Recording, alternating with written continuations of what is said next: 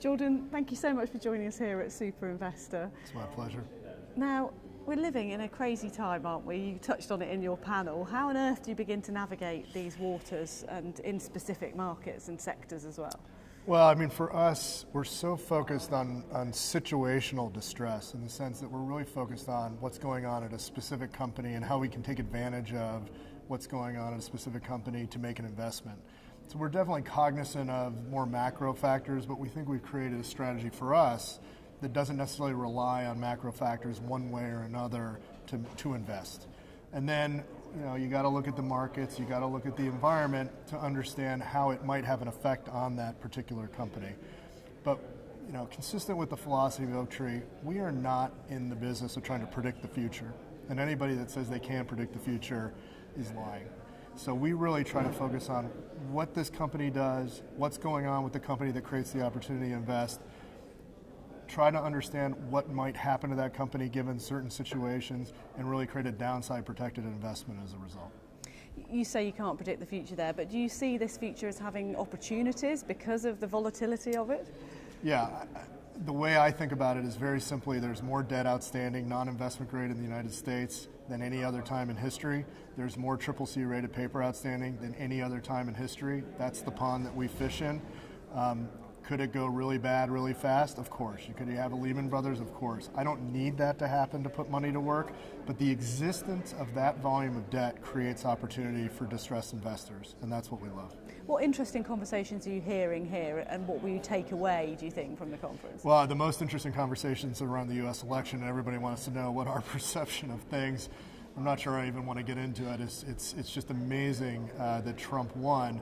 I will tell you that the night it appeared that he was going to win and the futures were down 850 points, we arranged a call for our entire team for 6 a.m. in the morning to go, 5:30 a.m. in the morning to go through names, because we felt like if the markets were going to be down as a result of his winning that election, that we could have some opportunity. Of course, it didn't materialize and everything seems to be up as a result.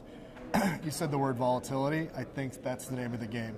What we have to be able to do is, given that volume of debt, to be able to take advantage of the volatility when it hits and be able to buy when it hits.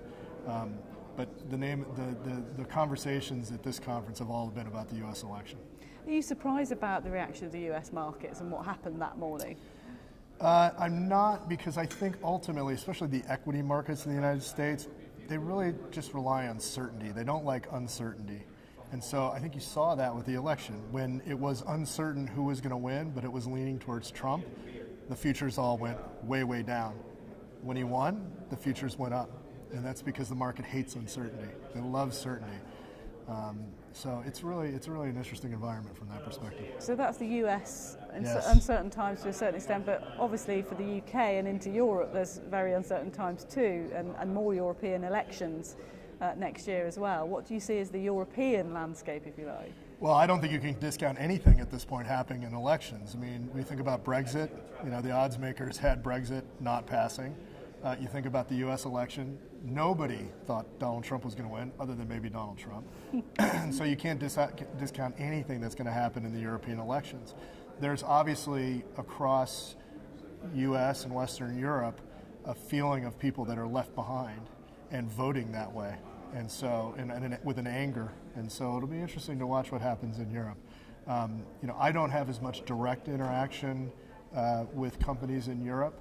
My sense is Europe is slow growth and will continue to be slow growth, but there certainly should be opportunities in distress as a result.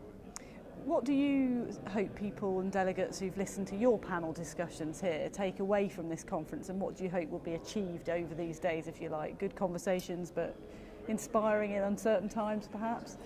Yeah, I mean, I think at the end of the day, what was interesting about our panel is you saw in the distressed arena 3 very different strategies. And, our moderator talked a lot about specialization. I mean, I think of ourselves as a generic distress strategy, but the reality is we have a very specific thing that we do relative to what Andreas does at Apollo and Till does with the turnaround. So I think the takeaway is there's a lot of different opportunities out there, in particular for LPs, and you really have to choose your spots. And do you think those sort of experts in very specific fields and in specific geographies will come into their own in this environment as well? listen, it's about finding opportunity. You got to have a good sourcing mechanism. You got to have a good thesis around what you're doing.